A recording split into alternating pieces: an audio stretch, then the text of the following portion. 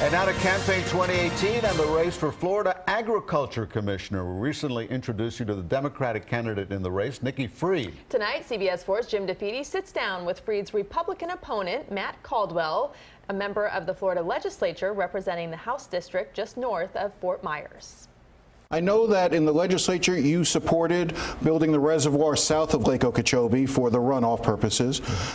You were also part of, I always get the name of it confused, Legacy Florida, that bill that sort of sets aside $200 million a year of Amendment 1 money for environmental protection. So those are on the plus side, and I'll get you a chance to talk about that as well. But on the other side, I know that in 2016 you voted on a water quality bill that seemed to ease restrictions on polluters, and also in 2016, you voted for House Bill 191, which would have allowed fracking.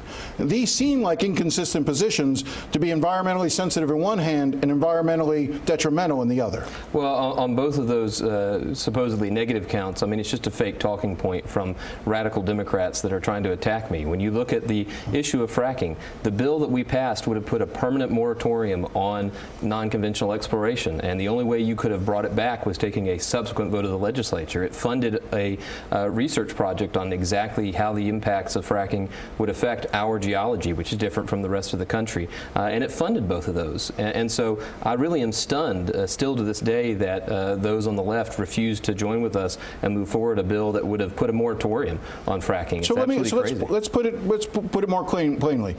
Would you support a ban on fracking?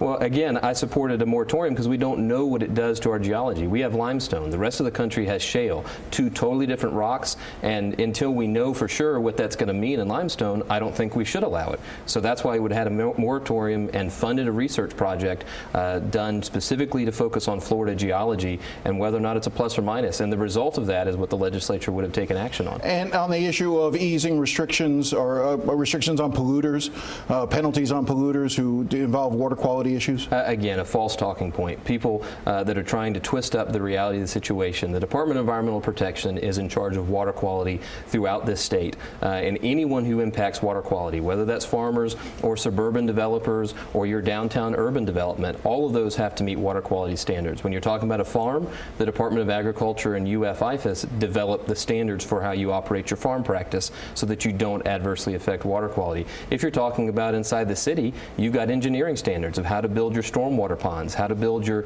catch basins in an urban downtown environment. All of these things are put out to the experts, and so I disagree with that characterization. Yeah. Well, you agree. Let me just ask you this on the water quality issue. You're right, the Department of Environmental Protection sets water quality standards, as do the water management districts, but the Ag Commissioner plays a role in sort of negotiating and helping along that process with regard to the farming community. Do you believe the farming community, particularly north of Lake Okeechobee, has been a problem in terms of polluting the lake?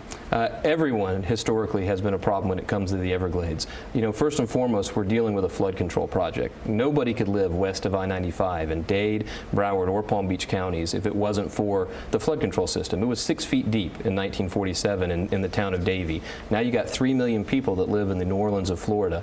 All the other questions that come out of this have to be wrapped up in the understanding of the flood control that provides. And if we're going to redesign it, that's what we've got to focus on. I want to try to focus it. So is that a yes? You believe that farming has played a detrimental role into Lake Okeechobee, into the pollutants going into Lake Okeechobee? And if you agree with that premise, that they at least play a part of the role, what would you do to correct that? Absolutely. Everybody, farming, development, we've changed the landscape totally. You know, north of the lake there used to be a 100-mile Kissimmee River. Now it's a 50-mile canal, and we dump all the water, whether it's from Disney World or Kissimmee St. Cloud, the towns, or whether it's from the farms along there. And so each one of them have to meet water quality standards. That's what the Basin Management Action Plan process, the BMAP, people here referred to, does. It requires not just farmers, but urban and suburban development to all meet the water quality standards, and together that's going to be the actual solution. I just want to raise the issue of sugar. You've also been criticized for taking a fairly large amount of campaign contributions from the sugar industry. I know that in 2013 you were one of the people identified who went to the U.S. Sugar hunting ground ranch in Texas. Are you too close to sugar to do your job? Well, again, I've told everybody since the day I first ran for office, I won't take money from strip clubs or pornographers, but anybody else that wants to support me, I've got a vision. I outline that vision. I've got a proven record record in the legislature of accomplishment when it comes to water policy, when it comes to Everglades policy, when it comes to conservation lands. I would argue that in the last 8 years and certainly the last 4 years, we've done more, going to construct more projects, and will in the next 10 years construct more to make a difference than the previous half-century combined. And I've been a direct leader in each and every one of those decisions. I want to go over a couple of quick issues with regard to marijuana and guns, but with regard to marijuana, do you support allowing a smokable version of medical marijuana? I'm going to follow the science, and as long as I have doctors who tell me that smoking a plant, whether it's marijuana or opium or anything, is the wrong way to deliver medicine because you can't control dosing, you can't control efficacy, then I'm not going to move forward on it. So you oppose it? Based on the fact that I don't have doctors telling me that's the way to deliver medicine. They tell me that the way we've designed it is the way you deliver medicine. All right, let's talk about guns for a second.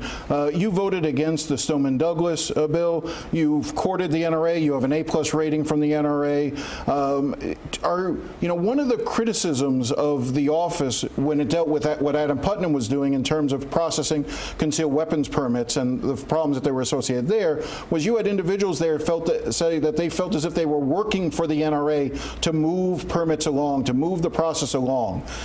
Your closeness to the NRA, how would you break that perception that the Ag Commissioner's office is basically an extension of the NRA? Well, I think anybody who's worked with me over the last 8 years, where we've over time and again passed bills with nearly unanimous bipartisan support, recognizes I work for the people that elect me, whether that's the 156,000 in my House seat or hopefully the 21 million Floridians this office represents. And that's the same way I'd operate this responsibility. No one should get a license if they don't meet the qualifications. If someone's not doing their job, they should get fired. We've been assured that the process has been revised, and on day one after the election, we have a 2-month transition. That's an issue I'm going to personally take a look at and make sure that I'm satisfied that the safeguards are in place so that we don't have the kind of problem that happened before happen again. Look, I'm proud to constantly be fighting to make the government obedient to the Constitution, and whether that's the Second Amendment or the First Amendment or the 19th Amendment, the key is that the government belongs to the people. It doesn't belong to powerful lobbied interest or anyone who's looking to just influence it for their own personal outcome.